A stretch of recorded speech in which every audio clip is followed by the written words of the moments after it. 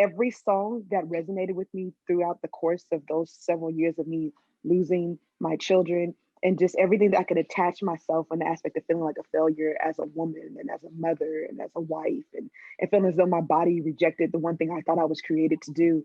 I really tried to leave all my emotion and all my pain on the dance floor.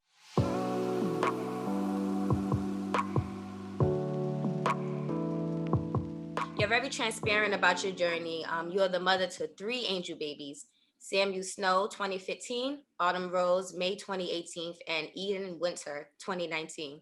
How has the road to healing been like for you after experiencing these pregnancy losses?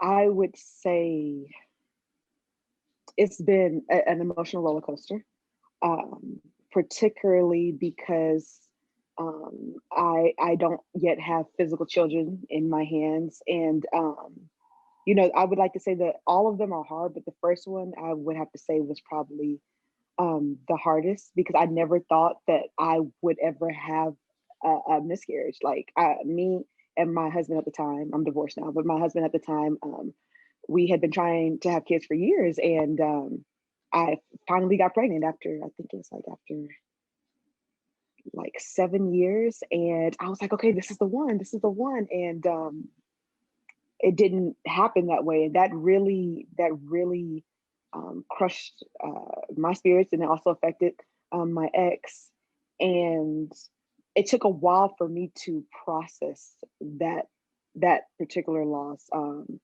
And what I mean by that is, it's crazy. In my life, I was very fortunate. I really didn't have a lot of death in my family. So I didn't even know what grieving was. And like going through my experience now, I think about the advice I try to give people who lost people. And I'm like, yo, like, what? Like that was horrible advice, like, and because I'm an optimist, I have this eagerness of wanting to try to help people and try to get to the positive and not dwell on the negative. But the thing that grief has taught me is that you have to process the emotions, because I tried to, through all of my pregnancy losses, I tried to supplement that with other things. And it's just been a journey. It's still hard.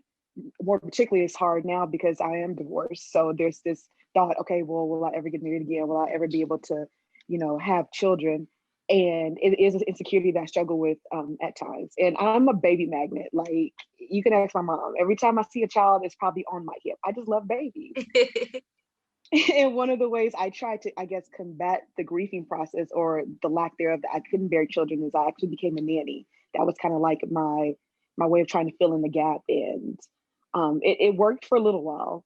But yeah, it's just been a journey. Some weeks, months, I'm great, and then I'll, Mother's Day will come up, or the anniversary of one of the pregnancy losses I've had will come up. Or here's one thing that happened often: every time I got pregnant and I lost a child, my closest friends got pregnant right after me, and they had their children. So, and what's even more crazier is that their children's names, first names, end up being the names that I would have given my children, which I think that is very poetic in a sense. And they had no idea what I had intended to name my children. So yeah, it's just been a roller coaster, to say the least. You shared on your blog that with your first pregnancy, that you experienced a lot of emotions. It's your first time going through it, and you attended your first grieving support group hours after you tried to take your own life. You found support and healing, and everything's full circle, because now, correct me if I'm wrong, but you had the support group helping other women going through the same situation, right?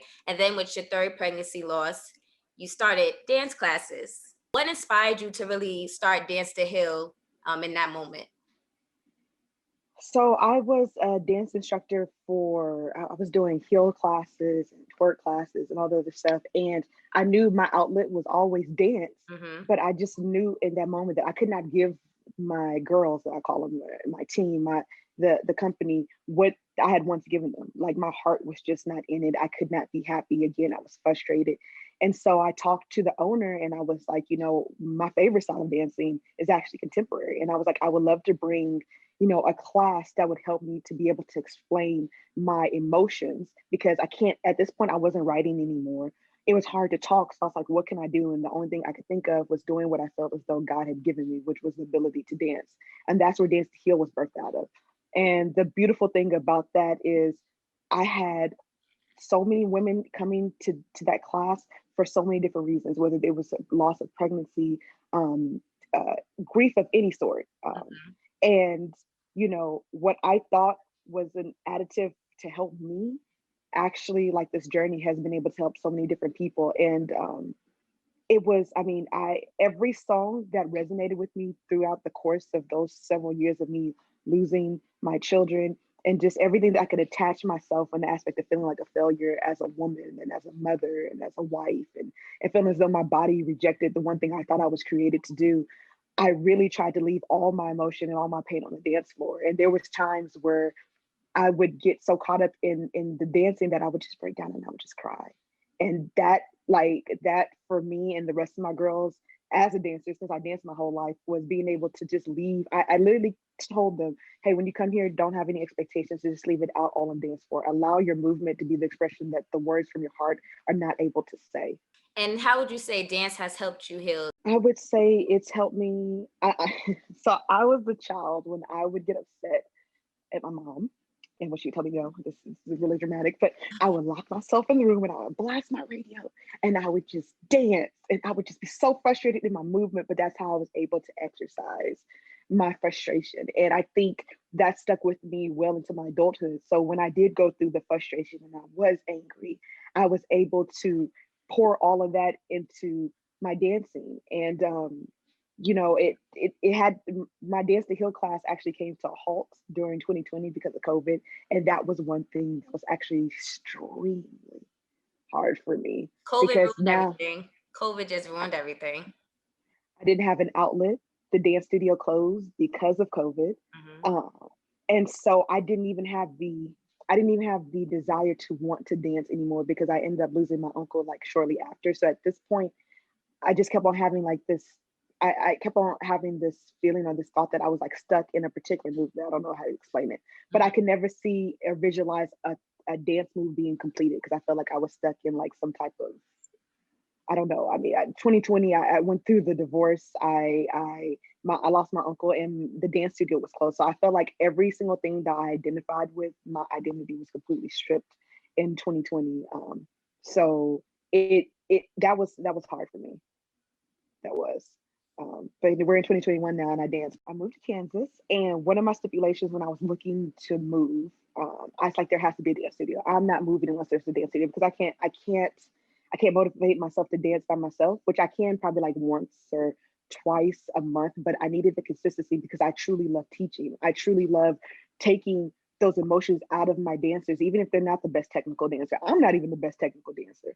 Um, so when I found out I got job offers and one in Kansas, I was like, okay, let me see if they have a dance studio. So I Googled and Right. I saw that Net only had one, they have like three for adults. And I was like, okay, so if one closed down, I at least know that I have two more. You got options. And yes. And so I went to the dance studio and I told them my background. And this week they were like, okay, you're going to audition to be a dance instructor. And I auditioned and they were like, congratulations, you got the job. So I am now officially back in the dancing business Yay. and we are working. Yes, I'm so happy. We are working to bring back several classes. And one of the classes that I'm confident that will be brought back will be my Dance to Heal because I'm still not finished being healed. Healing is a process.